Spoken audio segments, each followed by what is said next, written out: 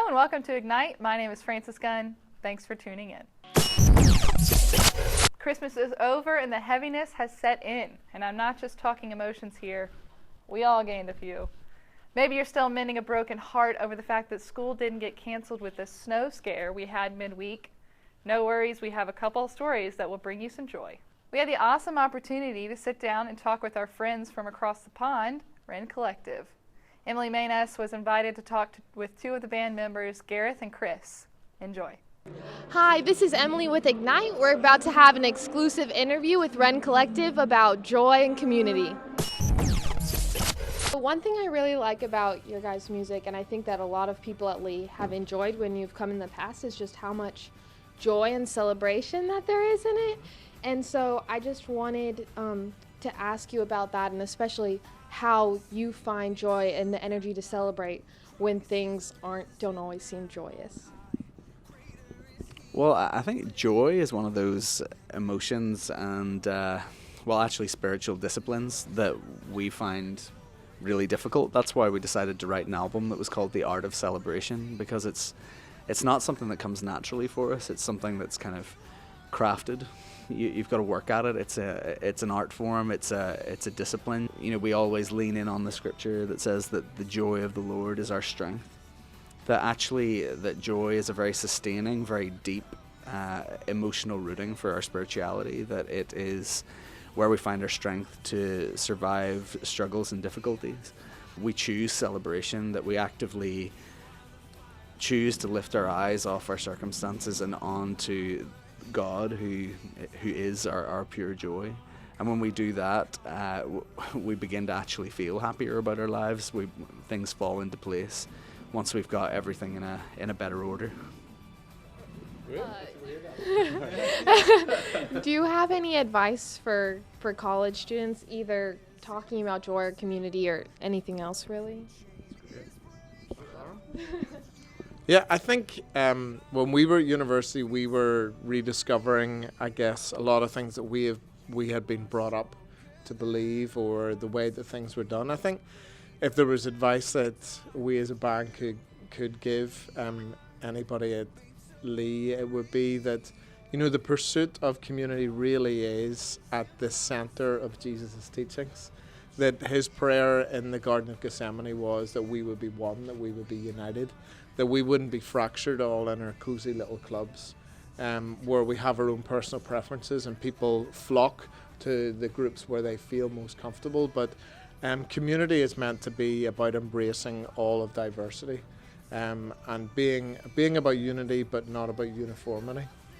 And I think that's actually the other side. The other danger of community is that everybody can start to copy other people, and we all have like expectations, and we all have self-worth issues, and we all then try and emulate what we think is the best thing in other people, rather than pursuing fully who we are as individuals, but doing that within a community.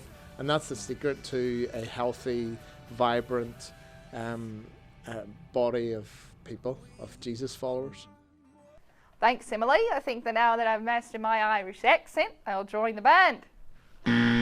Earlier this week was Martin Luther King Day, an important day for Charles Moulden, who was innocently shot while fishing, only 6 days after Dr. King was murdered. Our INCITE reporter Dylan Sims sat down with Mr. Moulden and the reporter Sam Venable, who brought the story to the public eye 4 decades later.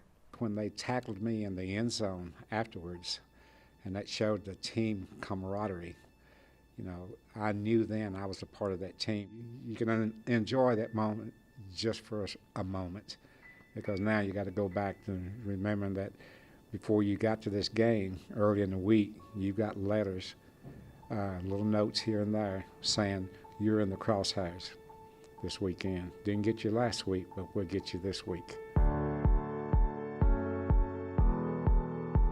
With how the time has changed, do you feel that we have changed for the better? And then also, do you feel that we are in the right course to be where we should be? We've made progress. We certainly have made progress. I'm afraid that some of the overt racism of the old days has now gone underground, where as Charles said, you smile and shake hands, but you still harbor that bitterness. I can't, as a white person, imagine what Charles went through in those days. I mean, I lived it, but I lived it from a white man's perspective. And it's like when you and I were talking about busing. I knew what busing was, that you move these students from one part of town to another, but he experienced busing when you go from one county to another. I think we've come a very long ways. As you notice, that the people that would march with Martin Luther King, there was whites mixed in there, and they probably caught more abuse than some of the blacks were, which was horrific if you look at some of the scenes. We had so many people that stepped forward then to try to help the cause. I give Sam Venable the same respect, because you may be surprised how many reporters probably wouldn't want to even talk about something like that. They'd leave it alone, because that ain't what good old boys out there buying the paper wants to read about. For him to be able to find enough people to open up to him to give him that information, then go and print it. Oh wow, I can't believe he's going to write about this. What would you kind of say to our generation is like, what should we be doing to really help out and really make a difference in the world as we continue on into, our future? I guess the charge I would give to a younger generation is just seek the truth, and it will come out eventually. It almost always does. You always hear about this other people from somebody else's mouth, where they're like this, they're like that. Go ask those people. They're not like that. So thank you guys so much for coming out tonight and speaking with us. It's been an honor talking to you guys. Before we go, let's see if there will be some snow. Snow. Okay, let's see what Matt has with the weather.